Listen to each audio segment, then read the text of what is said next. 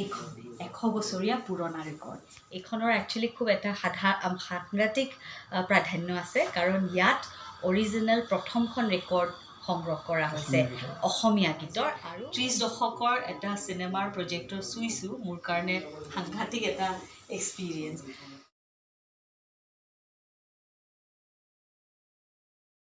আজি মই এটি বৰ সুন্দৰ ঠাইত আছোঁ আৰু মই ইচ্ছা কৰিছোঁ যেন আপোনালোকেও এই ঠাইখন চাই।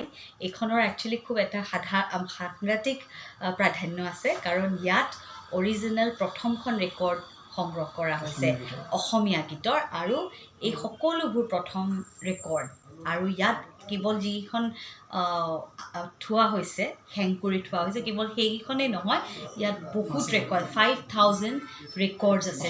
অসমীয়া গীতৰ 5000 ৰেকৰ্ডছ আছে। আৰু জ্যোতিপ্ৰসাদ আগৰৱালা, বিষ্ণু ৰাভা, আমাৰ শ্ৰদ্ধাৰ ভূপেন হাজৰিকা যেতিয়া শিশু কণ্ঠশিল্পী আছিল তেতিয়াৰো আছে। আৰু বিভিন্ন যিসকলে একদম প্ৰথম গীত বাণীবদ্ধ কৰিছিল সেইবোৰ ৰেকৰ্ডছ আপোনালোকে ইয়াত দেখা পাব। আৰু ইয়াৰ কষ্ট কৰিছিল এই গোটেইখিনিৰ কাৰণে নিজৰ ইনিচিয়েটিভত, সেয়া হ'ল আমাৰ শ্ৰদ্ধাৰ উমানন্দ দুৱৰা। তেখেতে ইমান কষ্ট কৰি গোটেইখিনি, লগতে কেৱল ৰেকৰ্ডছেই নহয়, ইয়াত আপুনি দেখিব যে বিভিন্ন ধৰণৰ গ্ৰামোফোনছ আছে, তাৰপিছত ৰেডিঅ'জ আছে। আৰু মষ্ট ইম্পৰ্টেণ্ট, চিনেমাৰ মানুহৰ কাৰণে মোৰ ক'বলৈ বিৰাট মন গৈ আছে, এইখন হ'ল আমি চিলভাৰ স্ক্ৰীণ বুলি কিয় কওঁ, কাৰণ এইখন চিলভাৰ কাপোৰ এখনত, এইখন চিল্ক এখনৰ ওপৰত গোটেই হেৰিটো কৰা হৈছে। আৰু এইটো প্ৰজেক্টৰ, এইটো 30 দশকৰ প্ৰজেক্টৰ, চিনেমাৰ পৰ্দা আৰু প্ৰজেক্টৰ। মানে ভাবিব নোৱাৰা কথা এটা, মই যে 30 দশকৰ এটা চিনেমাৰ প্ৰজেক্টৰ চুইছোঁ, মোৰ কাৰণে সাংঘাতিক এটা এক্সপিৰিয়েঞ্চ। আৰু মষ্ট ইম্পৰ্টেণ্টলি ইমানবোৰ ৰেকৰ্ডছ আছে, তাৰে ভিতৰত এখন মই উল্লেখ কৰিব বিচাৰিছোঁ, সেইখন হ'ল এইখন 100 বছৰীয়া পুৰণা ৰেকৰ্ড। প্ৰথমখন অসমীয়া গীতৰ গ্ৰামোফোন ৰেকৰ্ড 1924 চনত বাণীবদ্ধ হৈছিল। আৰু কণ্ঠশিল্পী আছিল প্ৰফুল্ল চন্দ্ৰ বৰুৱা। চ' এতিয়া 2 বছৰৰ পিছত এই ৰেকৰ্ডখনৰ আপোনাৰ 100 বছৰ হ'ব।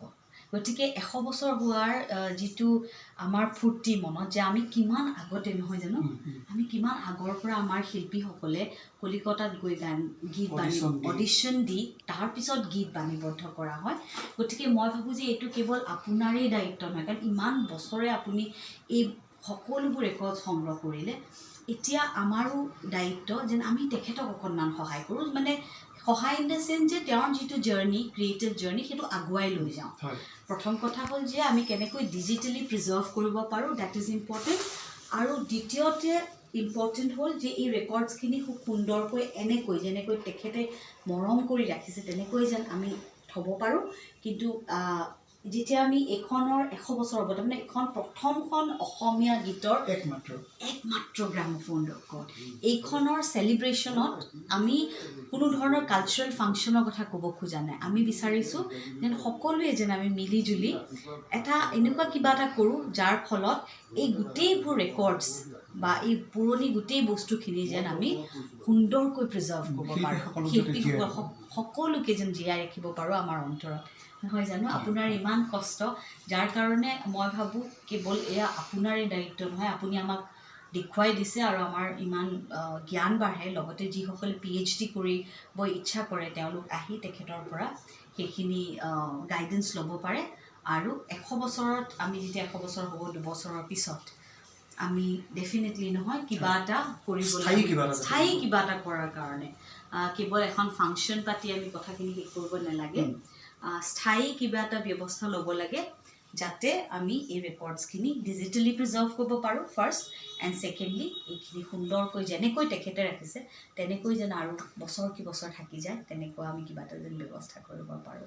মই আপোনাক শুভেচ্ছা জনাইছোঁ, আৰু আপোনাৰ যেন স্বাস্থ্য সদায় এনেকৈয়ে থাকে যেনেকৈ আপুনি আছে, কাৰণ আপুনি ইমান ভাল কাম কৰি আছে। আমি সঁচাকৈ ভগৱানক কামনা কৰিছোঁ যেন সদায় সুস্বাস্থ্য হৈ থাকক, আৰু আপোনাৰ ক্ৰিয়েটিভ জাৰ্ণিটো যেন সদায় এনেকৈ ধুনীয়া হৈ থাকক, আৰু আপুনি ধুনীয়া ধুনীয়া কাম এনেকৈ কৰি থাকক। ধন্যবাদ। এনেকুৱা যদি মানে আপোনালোকৰ নিচিনা ব্যক্তিয়ে আহি যদি উৎসাহ যদি যায় আৰু কাম কৰি যোৱাত আমি কিছু ইন্ধন পাওঁ, ফুৱেল পাওঁ, একদম আমাৰ কাৰণে আশীৰ্বাদ। মই কৈছোঁ নহয়, আপোনাৰ নিচিনা মানুহ 2 মিনিটৰ কাৰণে আহি মোক যি আধা ঘণ্টা সময় ইয়াত দিলে মই নথৈ সুখী। নাই বাপৰে, আহিবই লাগিব। কাৰণ মৰাণত আহি যদি আমি আমি মৰাণত আছোঁ দেই, মৰাণত আহি যদি কোনোবাই তেখেতৰ এই মিউজিয়ামলৈ নাহে, তেতিয়াহ'লে মৰাণ অহাৰ গোটেই জাৰ্ণিটোৱে ইনকমপ্লিট হৈ থাকে। গতিকে মৰাণত যেতিয়া আহে তেতিয়াই যেন আপোনালোকে ইয়াত হেৰি কৰে, মানে আহি পেলাই গোটেইখিনি আপোনালোকে চাই যাব পাৰে।